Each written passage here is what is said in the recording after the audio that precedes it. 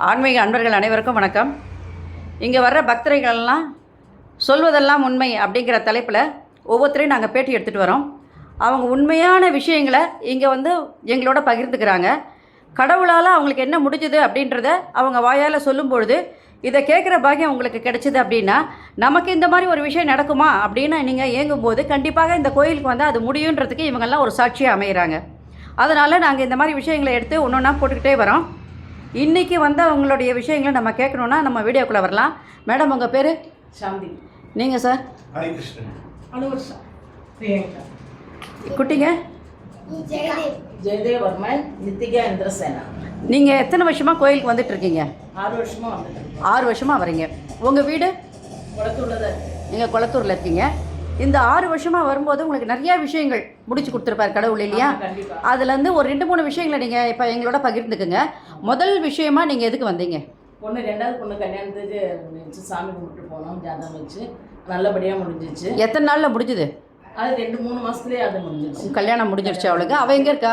கிருஷ்ணகிரியில் இருக்காங்க. கிருஷ்ணகிரியில் இருக்காங்க. நல்லா இருக்காங்க. ஒரு பையன் இருக்கா. இப்போ 2வது ப்ரெக்னெண்ட்டாக இருக்கா. ஓகே. முதல்ல கிருஷ்ணர் பிறந்துட்டாரு. அடுத்தது ராதை பிறக்கட்டும். உங்களுக்கு ரொம்ப சந்தோஷமான தருணமாக இருக்கணும். இவங்க 2வது பெரிய பொண்ணுக்கு 2வது குழந்தை பிறகு இங்கே தான் வந்தோம். பெரியவன் முதல்ல பையன், அப்புறம் பொண்ணு, இல்லையா? முதல்ல கிருஷ்ணரையும் கொடுத்தாரு, ராதையும் கொடுத்துட்டாரு. இங்கே வர்றவங்களுக்கு எல்லாருக்கும் கிருஷ்ணர் தான் முதல்ல. அதில் நீங்களும் ஒன்றுன்னா அவங்க வாயால் சொல்லும்போது கண்டிப்பாக நிரூபிச்சுட்டே வரீங்க. இப்போ இந்த வருஷம் மட்டும், போன வருஷம் நாங்கள் ராமநவமிக்கு போனவங்களில் இந்த வருஷம் 8 குழந்தைங்க 10 மொத்தம் 11 பிறந்திருக்கு. அதில் 8 பையன், 3 பொண்ணு. இந்த மாதிரி ஒரு நிகழ்ச்சி இங்கே நடந்திருக்கு அப்படின்னு சொல்லும்போது இதெல்லாம் இறைவனுடைய ஒரு கிஃப்ட்டுன்னு நம்ம சொல்கிறோம். இப்போ 3வதாக நீங்கள் எதுக்கு வந்தீங்க? அதுக்கப்புறம் கல்யாணத்துக்கு ஜாதகம் வச்சுட்டு போனோம். நல்லபடியாக எல்லாம் முடிச்சுட்டு போனோம். வச்சு ஒரு 6 மாதத்துலேயே நல்லபடியாக முடிஞ்சிருச்சு. நீங்கள் பத்திரிக்கை வச்சிங்க. கண்டிப்பாக வச்சிங்க. நல்லபடியாக அவனுக்கு திருமணமும் முடிஞ்சிருச்சு. 4 மாதம் ஆச்சு கல்யாணம் முடிஞ்சு 4 மாதம். இது அவங்களுடைய அவங்க எந்த ஊர்? திருவள்ளூர். பக்கத்துலேயே நல்லபடியாக முடிச்சு கொடுத்துருக்காரு. இந்த மாதிரி தொடர்ந்து உங்களுக்கு திருமணங்கள் முடிஞ்சு கல்யாணம் எல்லாம் 2 பெண்களுக்கும் ஒரு பையன் ஒரு பொண்ணு, ஒரு பையன் ஒரு பொண்ணு கொடுத்துட்டாரு. இன்னைக்கு அடுத்தது அவனுக்கும் ஒரு கிருஷ்ணர் பிறப்பார். அப்போவும் நீங்கள் பேட்டி கொடுக்க தான் போகிறீங்க. நிச்சயமாக இந்த ராமநவமிக்கு அவனை அனுப்புங்க. அவன் ஊர்வலத்தில் போய் கலந்துக்கிட்டோம். அடுத்த வருஷம் உன் கையில் ஒரு கிருஷ்ணர் இருப்பார். அப்போ நீ மறுபடியும் அவளை விட்டுட்டு நீ சுற்றிட்டு வரணும், ஊர்வலத்தில் வரணும். இந்த ஊர்வலமே குழந்தை சாவடியாக தான் நாங்கள் எடுத்துகிட்டு வரோம்.